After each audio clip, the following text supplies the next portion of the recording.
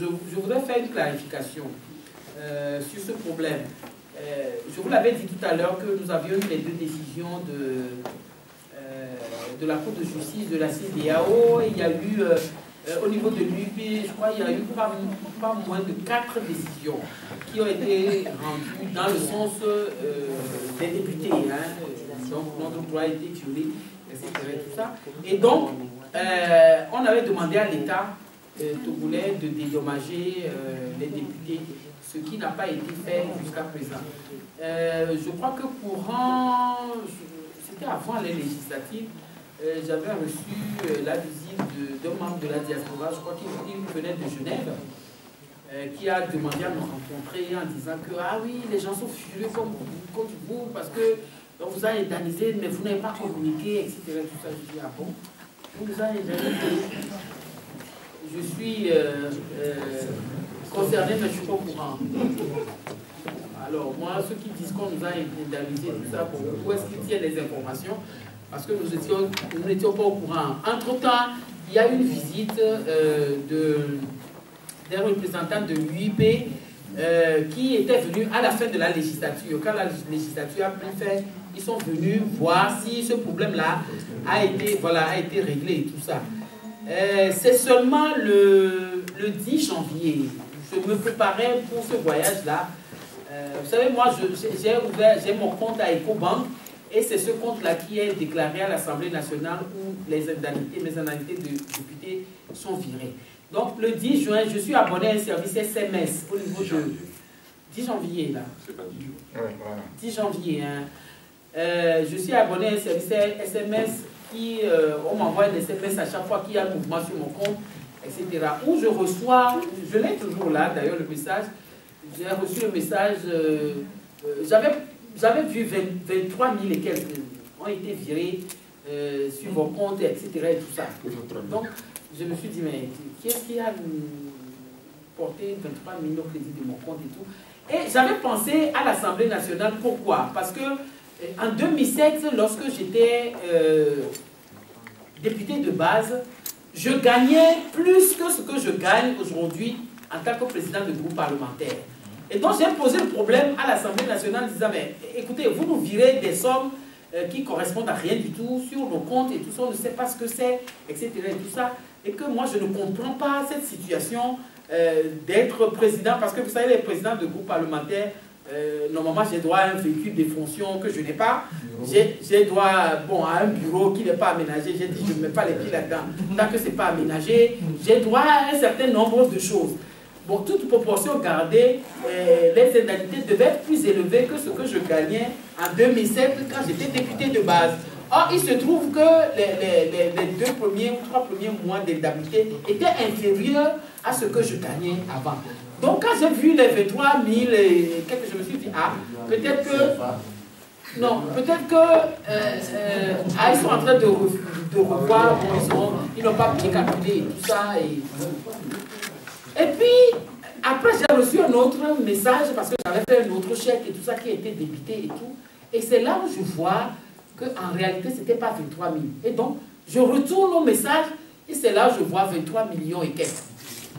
Au lieu de 23 000, c'était 23 millions et quelques. Alors, j'ai appelé mon gestionnaire de compte en lui demandant, mais je suis en train de... J'ai eu un message, je ne sais pas à quoi ça correspond, qu'est-ce que c'est, et tout ça, et tout. Et donc, je me suis rendu à la banque, et c'est là où ils m'ont dit que, bon, ils ont reçu l'ordre de virement du Trésor public, et sur l'ordre de virement, il y avait marqué indemnité des députés ANC. Bon, alors c'est ce 10 juin là, c'est moi qui ai appelé le janvier. Voilà, il doit y avoir un problème avec ça.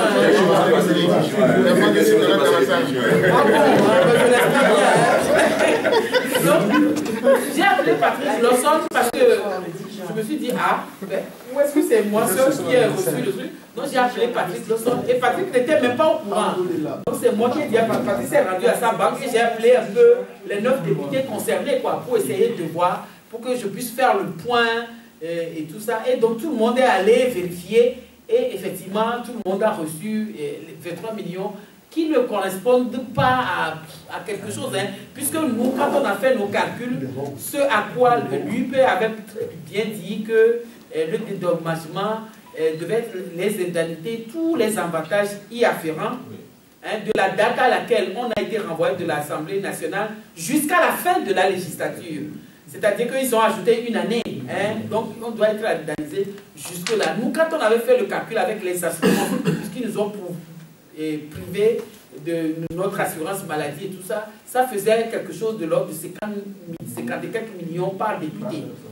Donc, vous comprenez bien que, bon, 23 millions, bon, on ne sait pas à quoi ça correspond et tout.